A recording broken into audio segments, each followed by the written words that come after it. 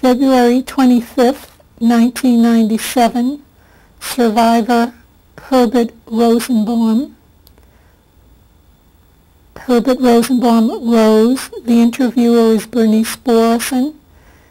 The interview is being conducted in Canton, Massachusetts, the United States of America. The language is English.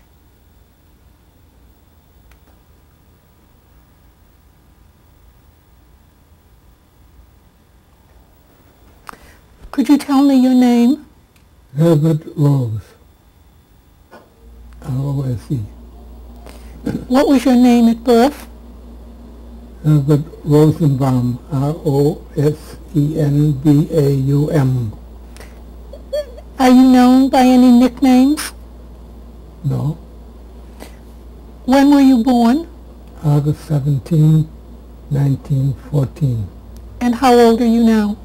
82. Where were you born? In Schwerin, S-C-H-W-E-R-I-N, in Germany. What city was it near? Well, we said Rostock, R-O-S-T-O-C-K. What was your father's name? Otto Rosenbaum. And his occupation? He was a general physician. What was your mother's name? Stephanie Vogel, V-O-G-E-L. And your mother's occupation? Housewife.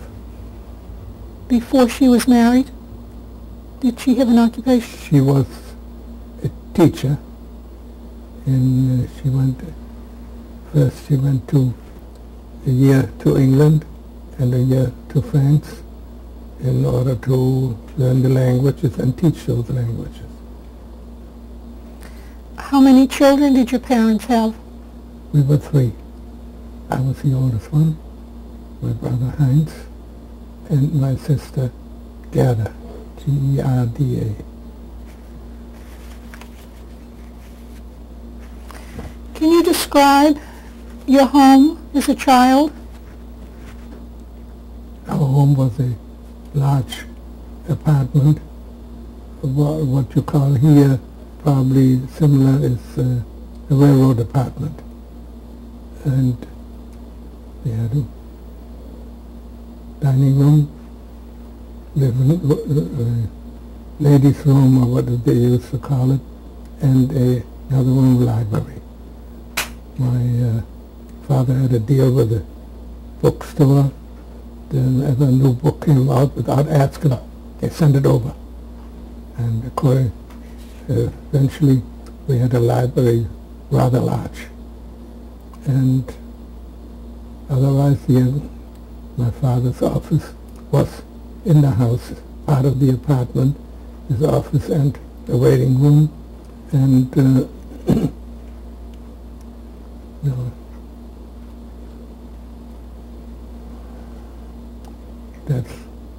and of course kitchen.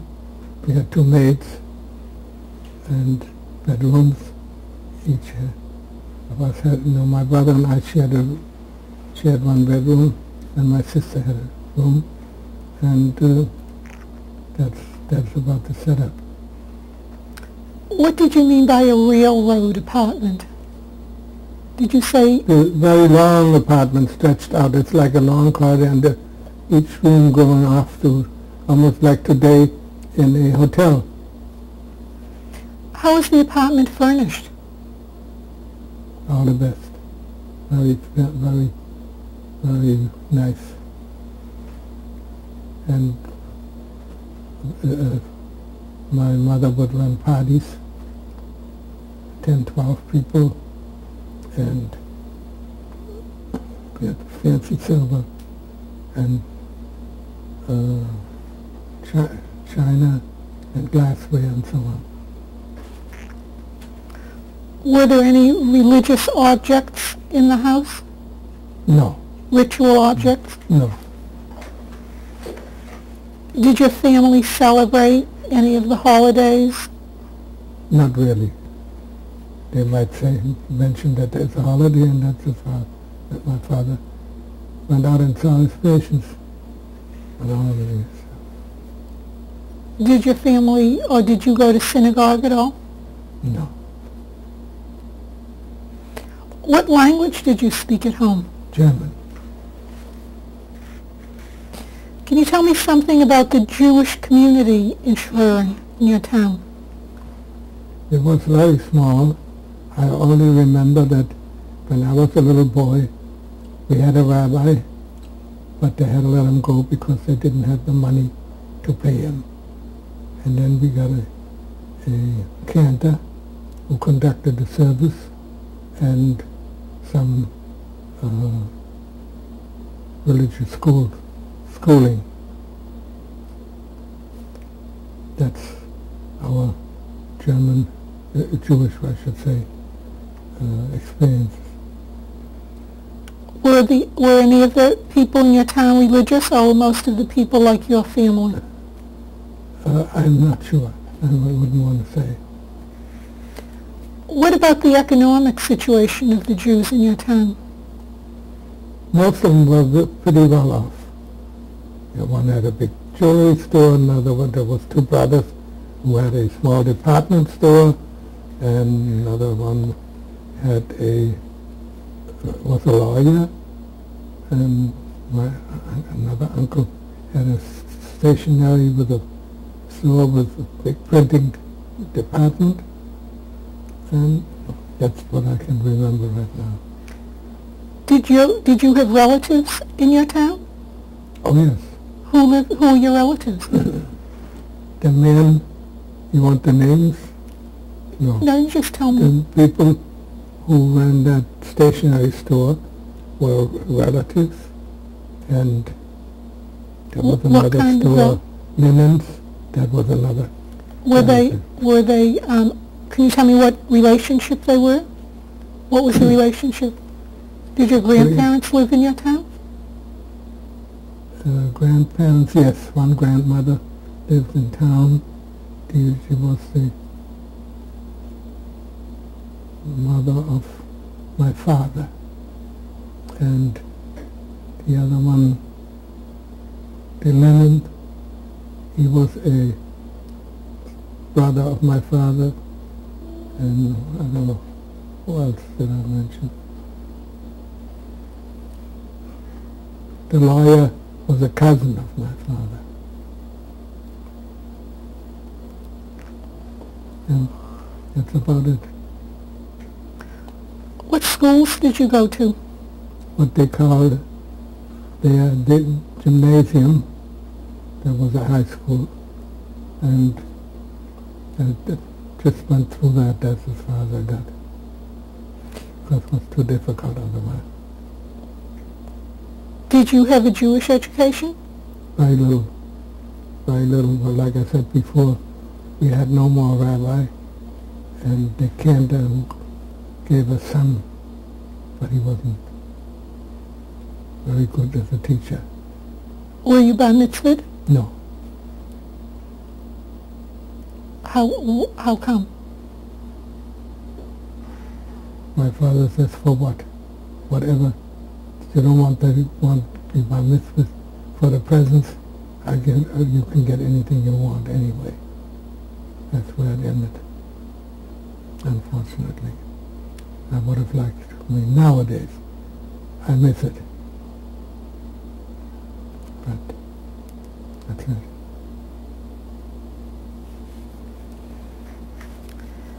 Can you describe something about your school to me? Well, I went to kindergarten, not kindergarten, but first grade, and then eventually middle and high school. I learned some English, of course. Not of course.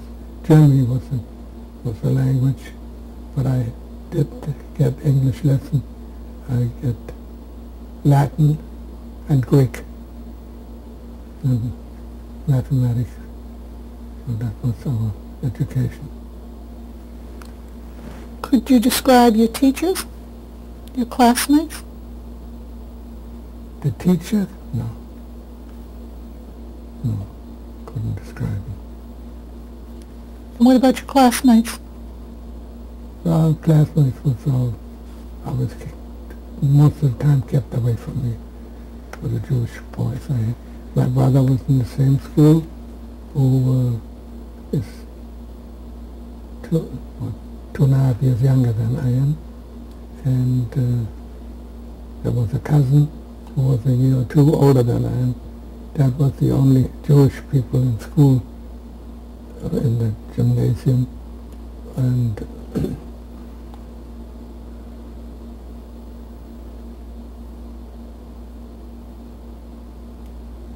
once in a while that started with anti-Semitism, and then might get some, I don't know whether they want to talk about that, when in the mission, might be out in the yard, and all of a sudden somebody would pipe up, "You dirty Jew," or something like that. Then I turned around and hit him. It was all right, but after a while it got so that I didn't dare to, because I would have the whole class on my back. So that's where it started. And some of this anti-Semitism was even before Hitler was there. See, that started in 1932. I was born in 1914. So that's how it started, and then I quit school. Why? Because I couldn't stand that anymore. Being the persecution, couldn't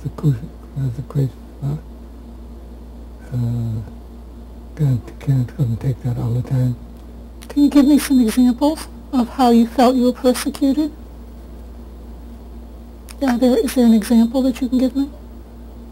The example is that I was left out eventually on sports. I wasn't called, and when they split up for 2 teams, I was always the last one they took, and because I was the Jewish boy who was no good and so on. This happened before the rise of Hitler? Well, it starts, and this was about the beginning of Hitler's, yeah. That's when I eventually came home and said to my father, "No more, I don't want to go to school, I can't take that." He was very disappointed, and he wanted to send me to England to study there. He would have loved to have me become a doctor too, but I didn't want it. I didn't want it. The language I didn't know enough of, and then studying, and for years that wasn't for me.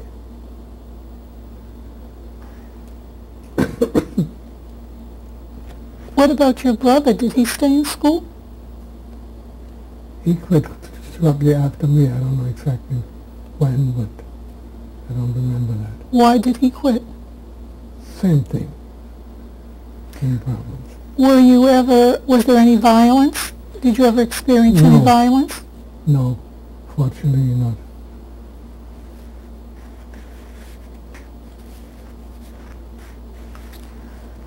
What about the relationship between the Jewish people and the non-Jewish people in your town, your neighbors? What was your relationship like with non-Jewish people? Not very much there. No. And my parents associated with the Jewish people most of the time. Were there non-Jewish people who lived in your building? One floor up, we were on the first. One floor up, like the picture shows, there's 2 stores, with 2 stores down. One was the stationery store, which I mentioned, and the other one was the linen store. Those are both relatives, and that's on the street floor. And one floor up was our apartment, and a floor further was an uncle of mine, my father's brother, and on the third floor up were tenants. Were they Jewish? No. How did your family get along with the tenants? It had nothing to do with it. It wasn't our house. We paid rent. My uncle, my father's brother, owned the place. What kind of interaction did your family have with these other people? No, what do you mean by interaction? Did they get along? Was there anti-Semitism? Were they helpful? Well, I don't know. I don't really know how they got along. Yeah, they were very quiet people. He was a bachelor. He lived with his sister on the top floor. And when Hitler rose to power, how did it affect you and your family? That eventually some of the non-Jewish people kept away from the Jews more or less. And I remember one incident which never had happened until then, that my father never had any time off. Excuse me. This came to the point that my father took me out for a walk. And here we going on one side on the sidewalk, and a man just a few steps coming the opposite, stepped off the curb and went across the street, not to meet my father. And my father said to me, "See that man? I saved his life. Now because I'm a Jew, he doesn't look at me." And I'll never forget that.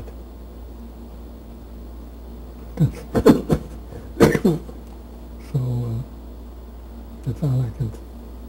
That's the best example, I would say. What do you mean when you said your father had a lot of free time? Had no free time, because he was busy as a doctor, a real typical country doctor with house calls and so on. When it was busy, like that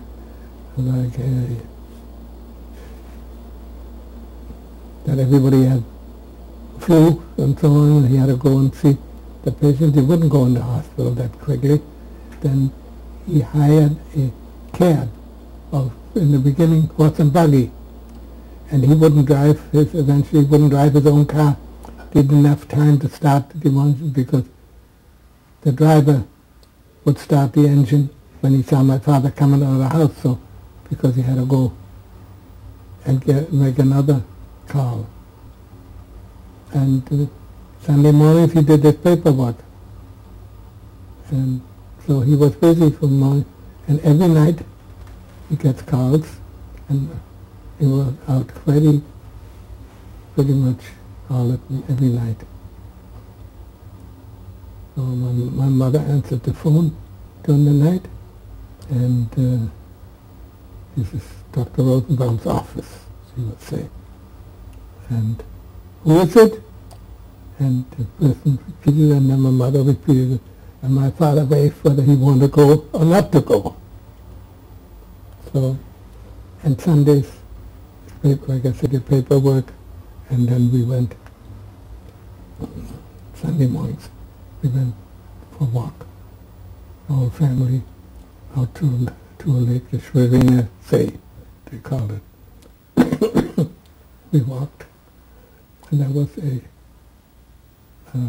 cafe, a pastry shop, where we went and had lunch there. And then we walked home again. Eventually the streetcar would go all the way out there, but first was only halfway. I didn't hear you. Excuse me? It used to be halfway for a streetcar, and then we walked the rest to get to this place, and eventually extended the streetcar all the way. So And then, of course, my parents had friends, other doctors, you know how people stick together, and they were very nice. So that's all. Then my problem began. Is there any more you want to ask? My problem began when I couldn't get one stays out of my first job in a leather factory about 25 miles away from here. And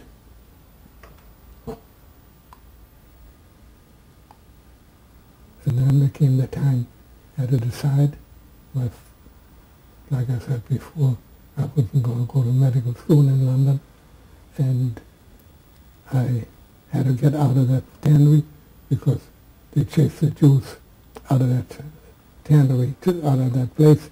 Yeah, I had to look for a job. And then my uncle was a mason and approached these leather people who was a mason too, and I got a job there. But I had to get a permit, working permit in Hamburg all the time, every 6 months I think. And eventually came to the point that I couldn't get the working on account of being Jewish. And then came the time, it's time to get out of Germany. What were some of the things that happened to you when you worked in the tannery? Nothing particular happened to us, but they were standing at the gate, reading us, and so on. And that's what happened, but it made it pretty miserable. And eventually, they just wouldn't let us go into the factory anymore. Was the factory owned by a Jewish person? Yeah, a Jewish company. A Jewish company which had several tanneries and a lot of sales offices around the country. What was the name of the company? Adler und Oppenheimer. Very well-known factory at the time. And what did you do? I worked in the hide department. They were all hides, and they came in and sorting out for tanning for specific sorts of leather they needed. It was quite a big operation. We had at least 1,000 hides going in every day. That's a lot of stuff.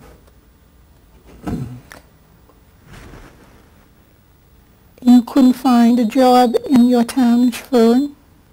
No. Did you look for a job there? I knew it wasn't. I didn't even try. I knew it wasn't possible. So you left Schwerin and went to Hamburg? Yeah. And I got that job there. And until eventually I didn't get a working permit there anymore. I said that before. So what did you do then? Then I hung around and waited for I made my application to the American consul. And of course there's a quota, and I had to wait until there was an opening in that quota. Every year they allowed so many to come in. I just want to go back. You were saying before that your father had a lot of friends who were doctors? Yeah, and a number of friends. And were all of them Jewish? Yes. They were all Jewish? There were no Gentile doctors, Christian doctors? There were some, but I don't know. Well, I don't think he associated with those. What happened to your father's practice? Was he able to practice? Not anymore. He was the busiest doctor in town, and people one after the other. I suppose what's spread around don't go to a Jewish doctor. I don't know. It must have been that way because he started out in the morning and had office hours, and people came in there and they saw that off that waiting room. There was always 10 or 12 people waiting to And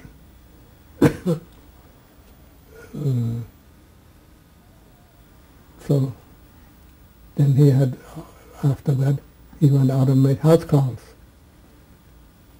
And eventually walked, he bought a bicycle, and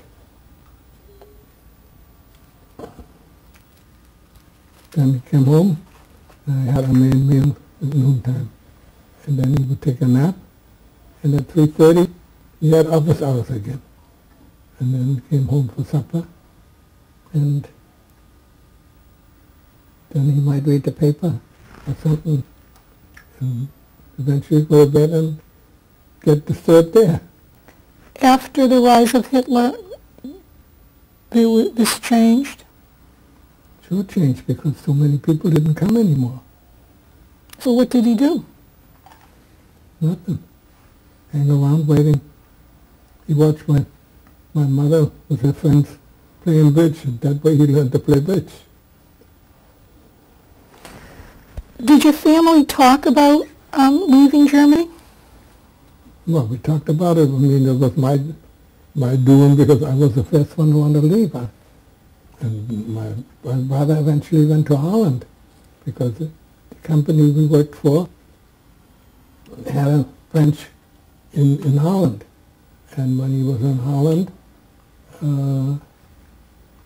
eventually he managed to bring my parents and my sister to Holland too. And that was the end for my parents in Holland. When you were talking about coming to America, did your parents want to come to America with you? Yes.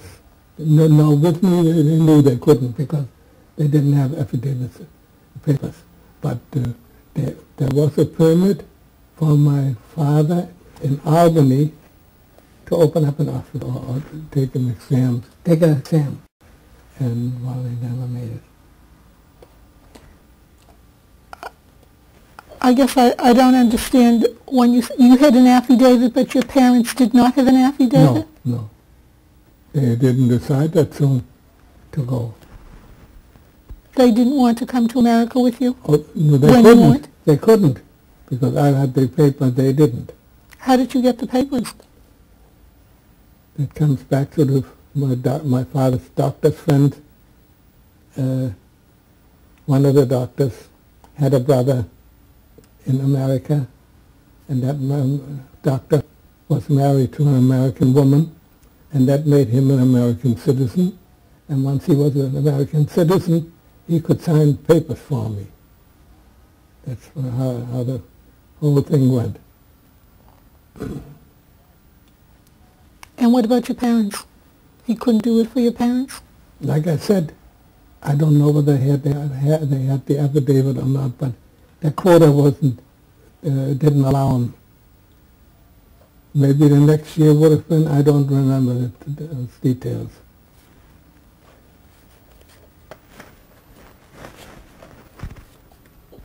Your brother, he didn't want to come to America with you? He was born in the First War, or after, in Poland. My father was stationed in the German army as a doctor in the medical corps. And so he was born in Poland. We're going to stop to change the tape. Okay.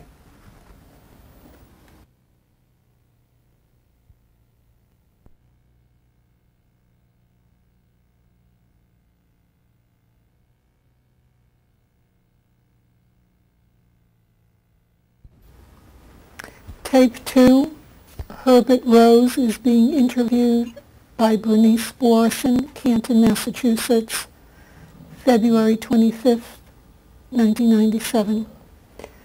You were telling me that your father was a veteran? Yes. Could you continue with that? Oh, for one example, my father was at the Polish front, on the German army, that is.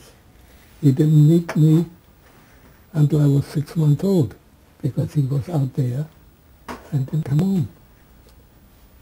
So, well, that's all to say. Did being a veteran help him at all when Hitler rose to power? No. He had the eyes on the Kreuz, they called it, but that wasn't difficult to get.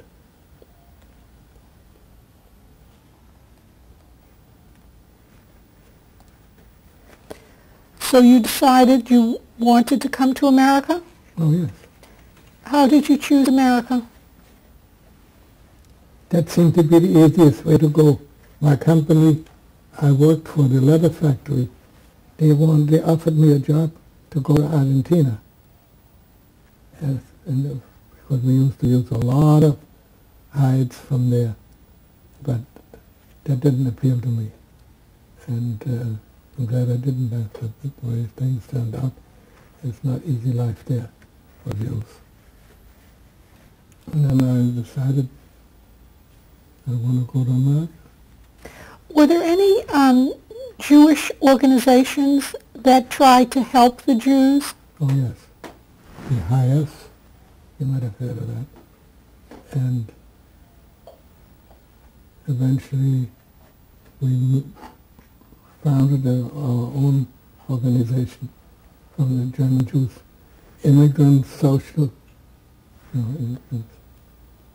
Social Society, something like that. I meant in Germany, in your town, were there Jewish organizations that tried to help the Jews? No, they couldn't even help themselves.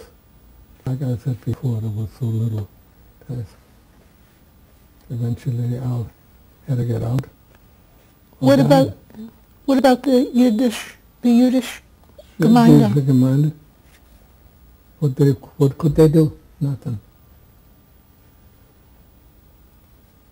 Can you describe what they were supposed to do, or what role they played, or who they were? There were some members of the Jewish Gemeinde. There wasn't much doing. They didn't even have any services. When on high holidays they might have had services. I don't remember those details. Like I said, unfortunately I didn't have enough Jewish education to have taken part in it.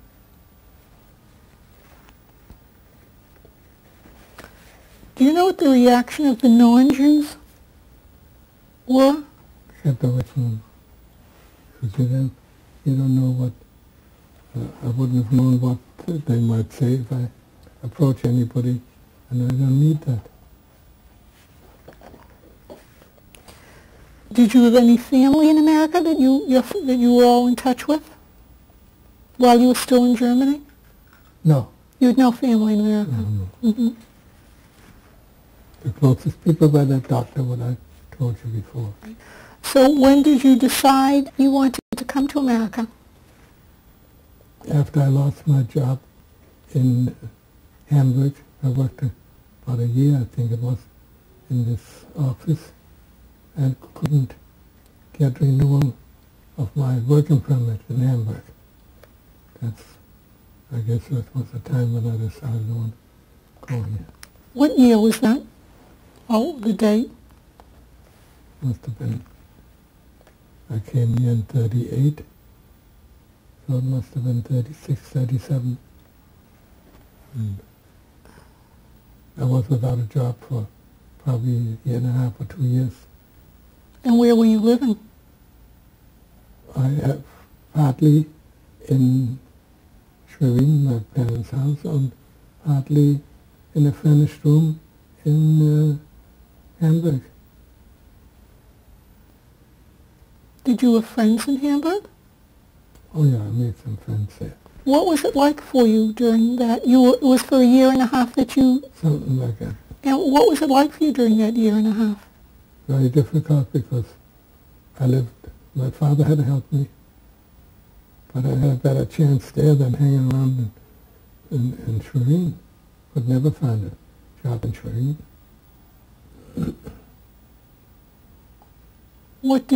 Did you have friends in Hamburg? I made friends. So all Jewish friends. And what did you all do for that year and a half when you weren't working? I don't remember details. I went visiting home and belonged to a sport organization in Hamburg, and That's it. You were waiting to come to America? Had you applied for? I had applied, but I had to wait for the visa. And when the visa eventually came, well, then I went. Do you remember the last time you saw your parents? Yeah, I'll never forget that. They put me on a train. I was going on a train to, I think, Amsterdam or Antwerp in Holland. And from there, I took a boat across to London and to Southampton and Queen Mary to this country. What do you mean when you said you'll never forget the last time you saw them? What was that like? Because I knew I didn't know whether I'd ever see him again. And just have to leave. Very difficult. Very. Do you remember what they said? No. They didn't say anything. They were crying on one end, and I was crying on the other end.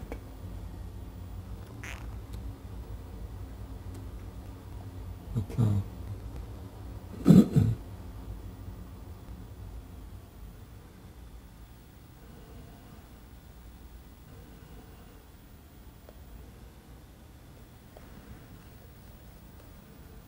And your brother and your sister?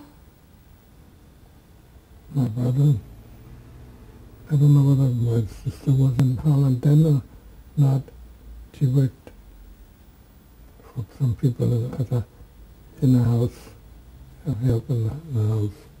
And eventually my brother went to Holland, but he went after I left Germany. I can't remember those dates. Was it hard leaving Germany in those days? Was it hard being able to get out of the country? Yes. It was hard to get out of it? No, there was no difficulty to get out of it, but I certainly didn't miss it, that I had to leave Germany. But it was hard for your parents and brother and sister to get out? I don't know. I really don't know. But it was easy for you to leave? It was easy to get the papers to immigrate? No, like I said before, I had to wait. I had my application into the American immigration office, or consul rather, and my brother had the difficulty because he was born in Holland, in Poland, I told you, and the Polish quota was very small, so he had to wait a couple of years before they even took an application to come here. Why was your brother born in Poland? You were born in Germany? Yeah, he was born, like I said, my father was stationed in Poland. And that's where he was born. And the whole family moved to Poland while your father was there? The whole family, it's just my mother and I was the oldest one. The other two weren't even So you, your mother, and your father were living in Poland while your father was in the army? No, we didn't live in... Well, we lived there eventually in Danzig. And, but he was in the army, and that's where... Well, we were in Schwerin. Well, I was born in Schwerin, I should say. He didn't know. They didn't expect anything that's going to last as long as that. But he was in the army, and that's it. Did you travel with anyone to America? Yes, with a friend, a fellow I met in Hamburg. The two of us shared a cabin and came here. What were your plans before you left Germany? It was very difficult to make plans because you don't know what is available. I went, like I said before, hide business was my training, and I had letters from German business people, letter of introduction, and I went to Wall Street and so on, and went to food brokers, And eventually I met the fellow. He says, yes, I'm moving. My company is sending me to Boston. You come to Boston and I'll find you a job. And he did. And that was my start in Boston.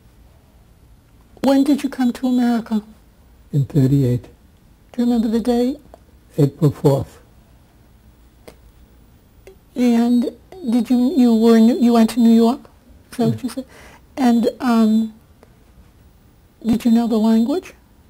Somewhat. Where did you live? I lived in, got me a room in the dormitory of the Columbia University. Who's they? 116th Street. And from there, then I got a job, a couple of jobs, and went to spend the summer in a children's camp. And then after that I got that story what I said about this broker who took me to Boston. And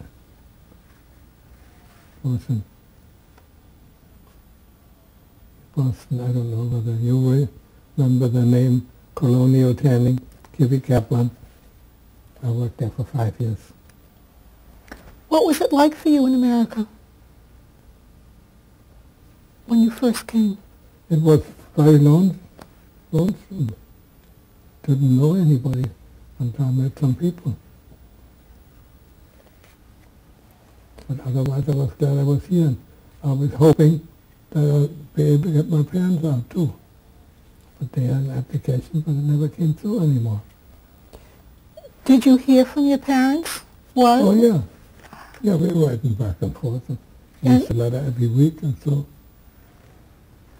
What news did they give you? What did they tell you that was going on? They didn't say. One didn't dare to put anything in writing because you didn't know how the letters were censored and what have you, take a chance. Did you know what was happening with them? Did you know about concentration camps, extermination camps? Well, they didn't.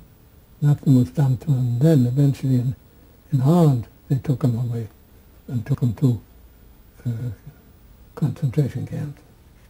How did you find this out? The Red Cross. They were very helpful. They sent notices to tell them. There's one letter there, what I showed you before, with the date. When they were taken to that camp, it doesn't say when they were killed. But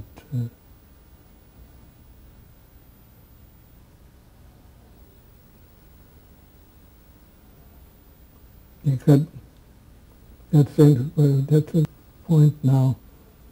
For our anniversary, I got a letter from my brother, who lives in Long Island, saying he was in Holland, and they were with my parents, and they got news via Sweden. I had a cousin live in Sweden. I would write to that cousin, and that cousin turn around and write to my brother. And so that they found out that we got engaged and eventually got married. And so he just wrote that they went out and bought themselves a glass of beer for 10 cents. And then we were taken from there. I think we had a postal card once from the camp, yet from my parents. But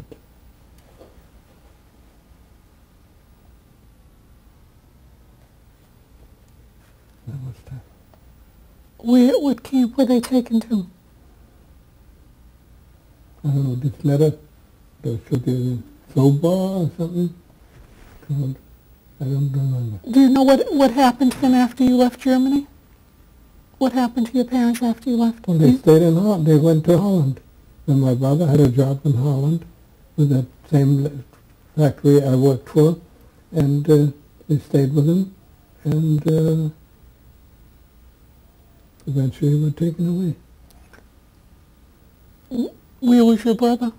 In Holland. He was working there. Was he also taken to the camps? No, he ran away and lived underground in France during the Nazi occupation. And what about your sister? My sister,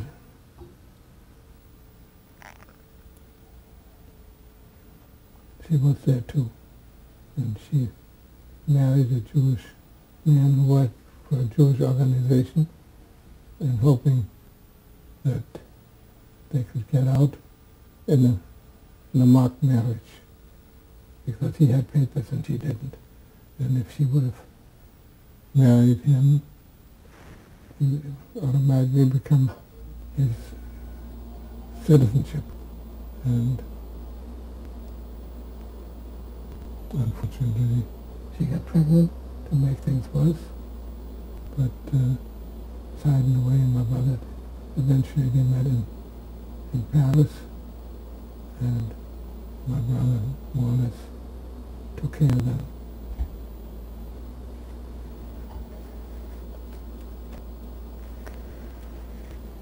Do you remember the day you found out that your parents were deported and were killed? I don't know. Don't remember. Eventually get it through the mail, that's all. Did you think that they were alive until you got that letter from the Red Cross? You thought that they were still alive? Yeah.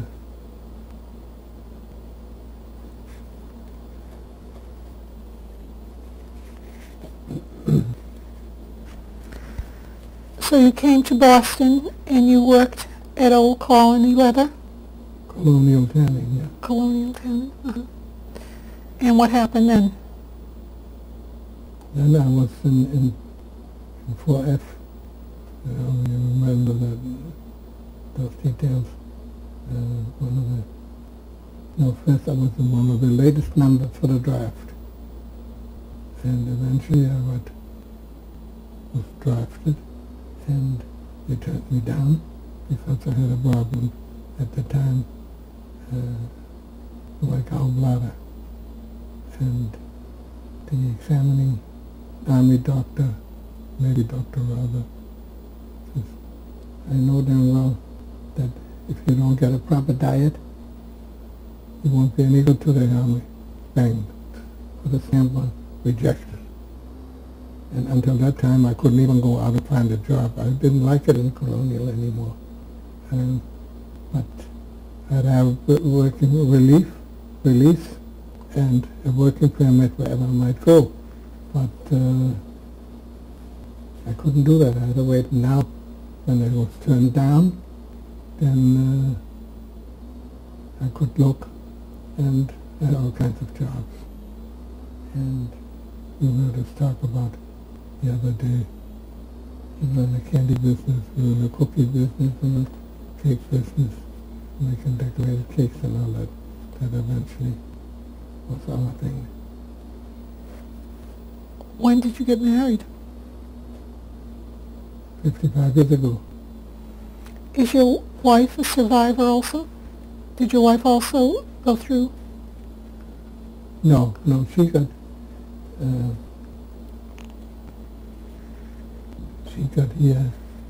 got out of Germany with the children's transport to Belgium.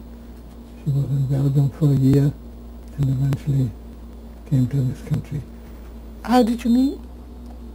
In a German Jewish delicatessen store. And eventually what did you end up doing for work? Well, we worked together. What did you do? This the biggest part of our business was decorated cakes, wedding cakes and so on, bar mitzvah cakes. I did the bake, she did the decorating. And before we knew it, we were rather busy. I didn't have time ever to learn the decorating, and she didn't learn how to bake the big cakes. So, and all kinds of other things came with it. Eventually took up invitations And we got those little mints they put on the table and so on. Was your business successful? I should say. Yeah? Otherwise we wouldn't be here. What do you mean? You wouldn't be where? Here in Orchard Grove. Why? What do you mean? Because we made good money. Did you? Yeah. It takes some money to get in here. Did you like what you did? Did you like Oh your... yeah, very much. It was at times very hard work, but then sometimes we had to take some time off and enjoyed ourselves. And do you have children? Do you have children? Children, got 2 daughters. Their names? Eleanor, Dina, and Stephanie Fine. And do you have grandchildren? Oh, the older one, Eleanor, has 3 sons. Jonathan, Robert, and Joshua. And the younger daughter has a girl, Amanda Fine, and David Fine. What has America been like for you? It's been good. Even after they don't get anything for nothing here. And so we're very happy here. Can't hardly remember what I would have been able to do in Germany. And it's so long ago now, from 88 until now. So we've, like I said, we did all right. Do you still think about what you went through in Germany? Not really. Not really. Do you ever dream about it? No.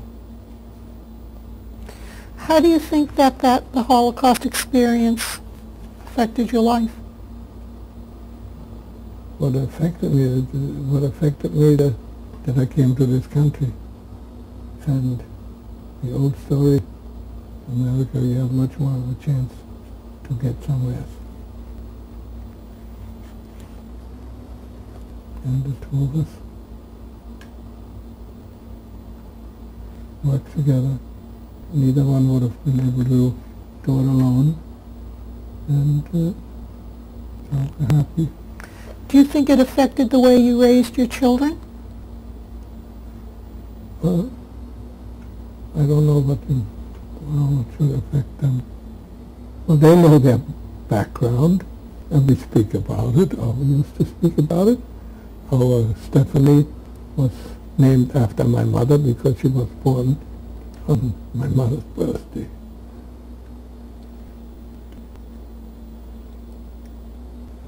And they always mention it. They know it. Do you still think about your parents? Yeah. Always do.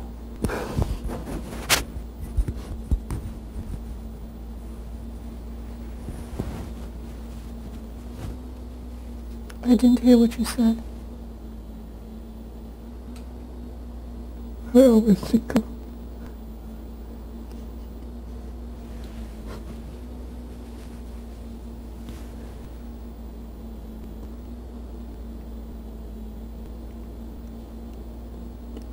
What do you think about?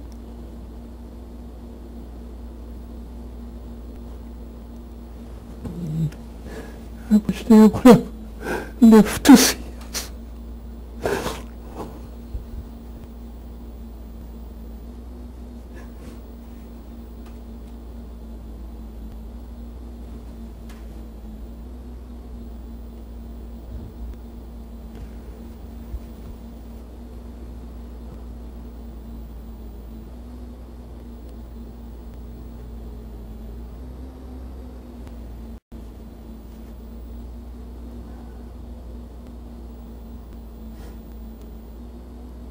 I wish they would have seen it. What we accomplished.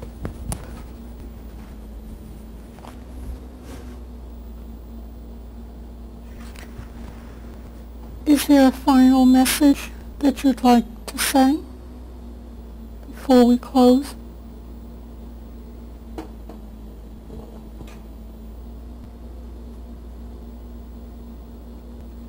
I think what I just said.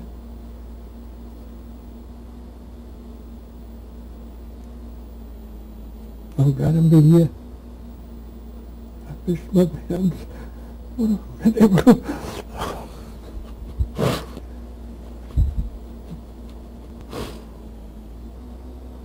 to meet our family.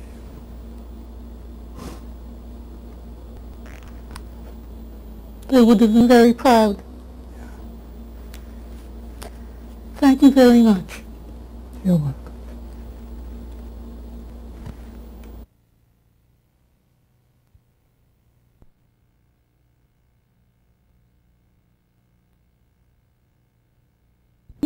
Herbert Rose, East Boylston, Canton, Massachusetts, February 25th, 1997. This is a picture of mine. I don't know how old, I don't remember. It said 1918 to 1919. All right, so I was four or 5 years old. That was a fancy dress suit. As I before was in the German army and wore blue uniforms, and eventually when the new uniforms come out, then they turned that material inside out and made suits for us.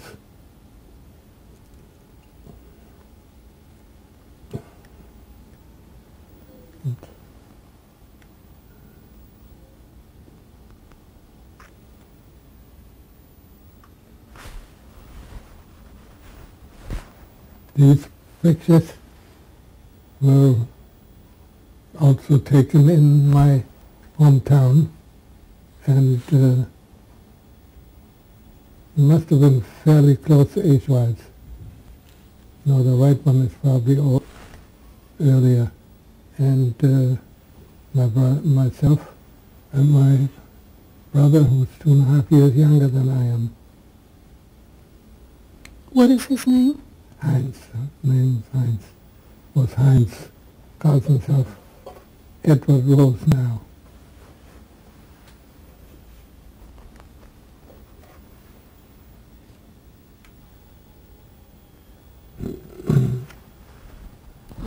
Could you tell us about that picture?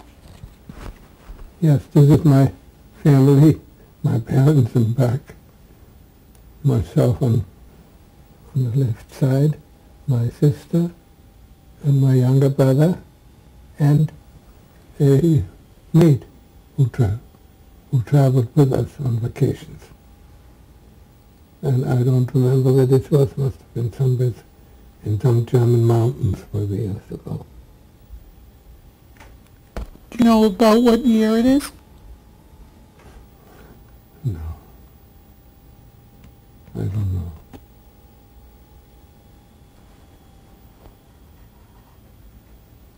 I can't.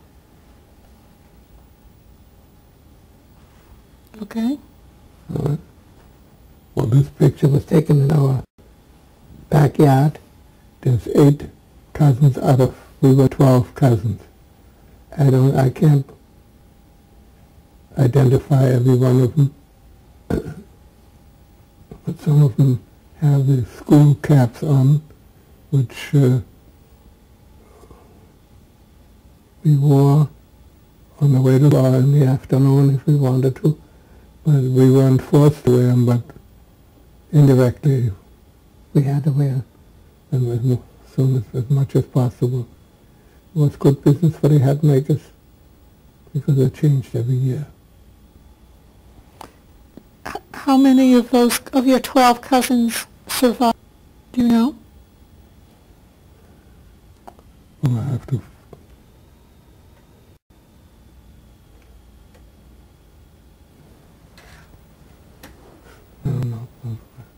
6. I can't do like that. Okay.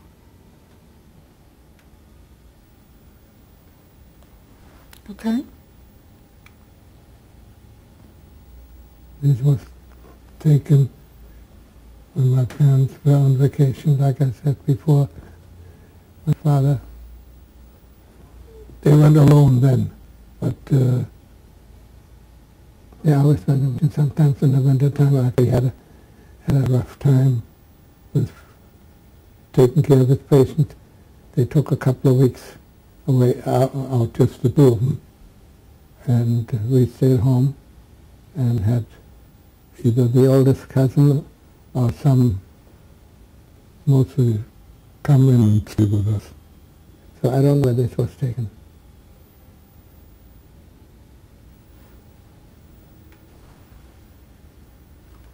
Okay. This was a view of my parents' living room, and that was the old address here. A very good taken picture against the light. Which room was that? That was the living room or library, whatever you want to call it. We had to, like I said, my parents always got books from this bookstore, and according to that we had hundreds of books, and finally had to buy another bookcase. There was no room, but the books were shoved in there, and that was it. Do you have any, did you take any of those things in that room or from that apartment when you left for America? No. No. When I went to America, I wanted to take my mother's jewelry. She wouldn't part with it. She made me take linens and flatware. What do I do with that in the New York apartment?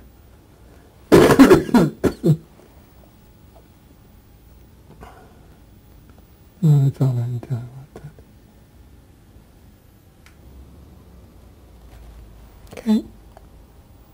This is my sister Gerda, taken in 38 at age, what I say, 21 at 17. 38, she was born at 21, yeah. She eventually went to Holland and had a job in a household, and then went to live. I think she went to live with my parents and my father in Oosterwijk. And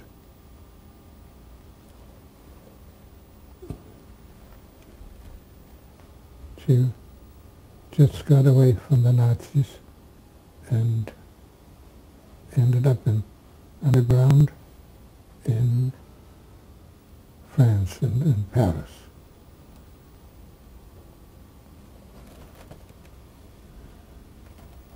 And so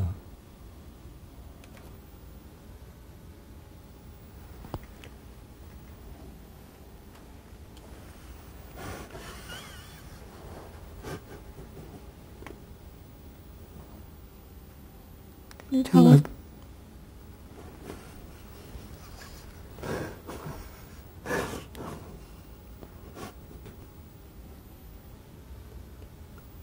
I don't remember when this was taken. You see, on the lapel, there was Who is this a picture of? my mother and father.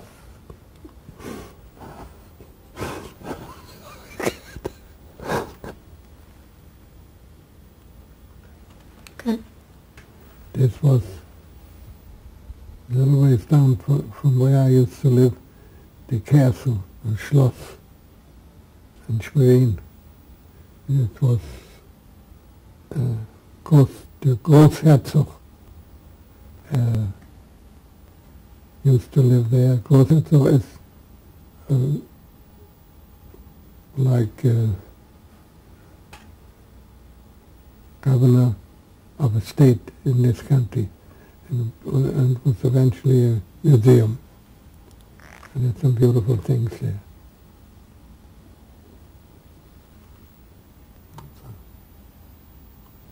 No, not yet. All right. This was the street, Schlossstraße, it's called, in the, down below on the street floor.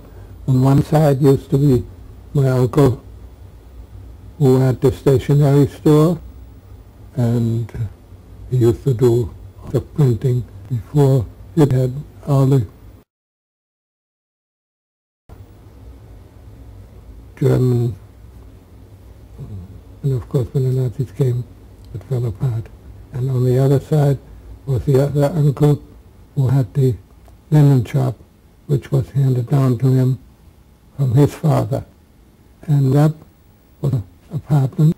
In the middle you see balcony, breakfast in the morning.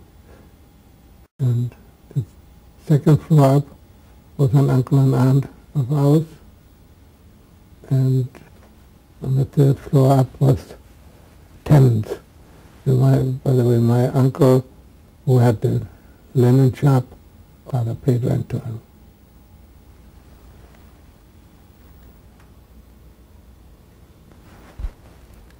This plaque was done after Hitler.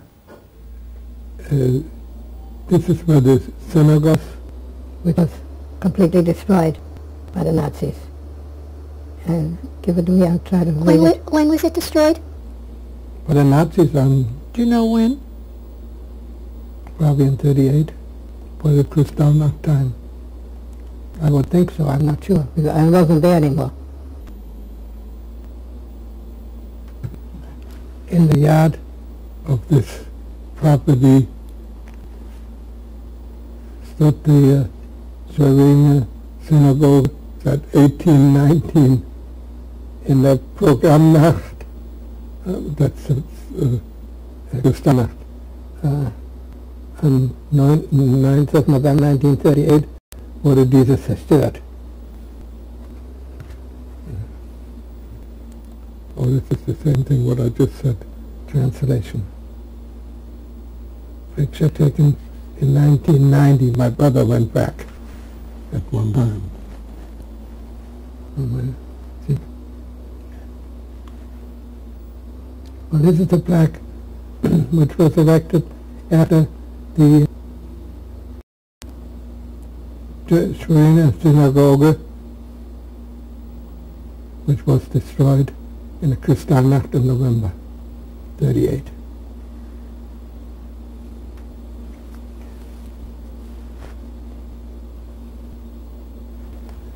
This is the only document I have, and like it says, they were deported. Can't see the date. July 1943. And never heard any more about that. I have no arguments, some, but they got lost.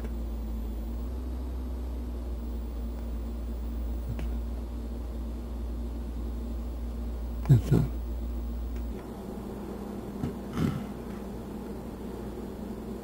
I'm Herbert Rose. My wife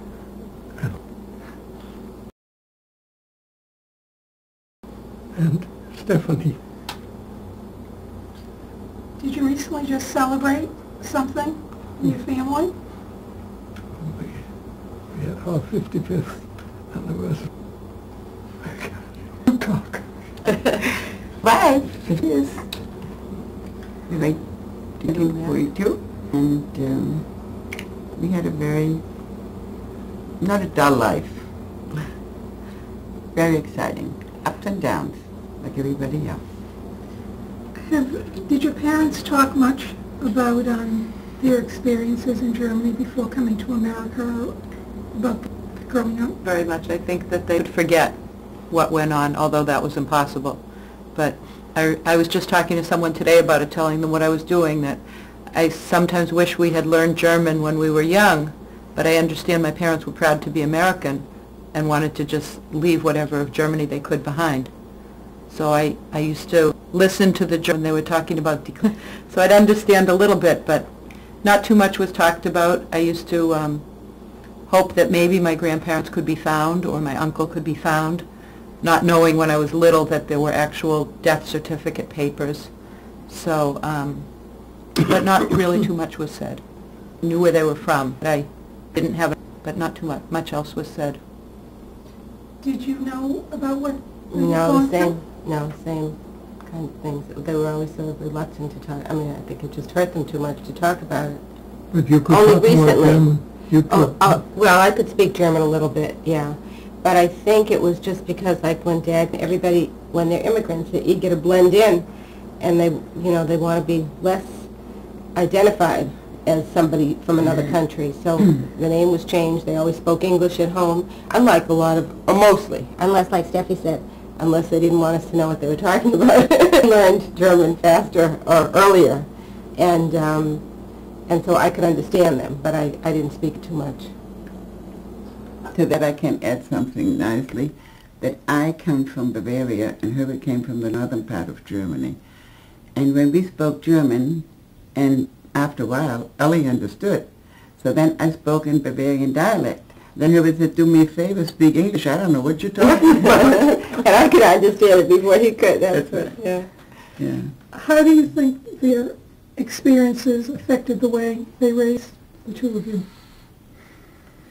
Well, I think that they stressed the importance of family. I think that was one thing, and we were always very close, and also with my grandparents who lived nearby. And I think that was one of the major things, I think, and also not to be wasteful, whether it was money or food or whatever, that you always had to be prepared for the future. And in terms of choosing professions or anything like that, it was always to be careful of what was, you know, what was going to happen down the road, that you should always have something in the bank and always have enough food. We always kid my mother, when there's a sale, she once had 24 cans of coffee. You know, she would always stock up, that kind of thing, and that type, you know, I think, and sort of not necessarily frugality, but to be watchful of what you had, because you never know how long you're going to have it for. What do you think about what they went through? In my wildest imagination, I can't imagine it. I think it's true, you do what you have to do, and if you don't know it, you can't imagine how it was done. I have a 12-and-a-half-year-old daughter now who likes to read, whether it be fiction or fiction based on history. She reads a lot about Holocaust. She's read some autobiographies, and she is pretty amazed sometimes about that. Like, I might say Grandma and Papa might have lived at that time, or I might say that's what happened to your great-grandparents or your great-uncle or whatever. And how do you imagine that? The only other thing to add to what Ellie was saying about how my parents brought us up, I think that they really strived to give us as much as they could, because they really, their childhood was sort of lost, or certainly Mom's. Yeah. And what was of Dad's childhood wasn't always the best. So I think that they tried very hard to give us whatever they could. And what do you think about the life they've made for themselves here in America? Oh, I think it's terrific the way they just came here with nothing and built a really, most importantly, I think, a really strong network of friends. One of the things they often say is that when they see people talking about bumping into someone from years ago, that they never can do that, you know, and that's always upset them. But I think that they have a good network of friends, and they have sent us to colleges and, you know, provided for us very well, emotionally and physically as well. And, you know, really, I think they've done a pretty good job. We tried. Yeah. Do you have anything that you'd like to add? We're proud of both of our girls. And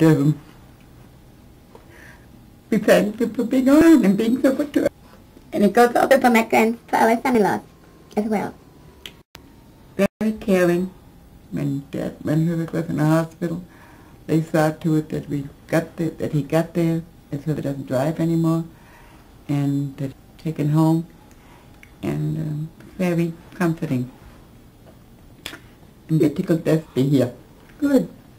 Mr. Rose, do you have any final thing you'd like to say? I can't think of anything else. Okay. Thank you very much. Thank you. Okay.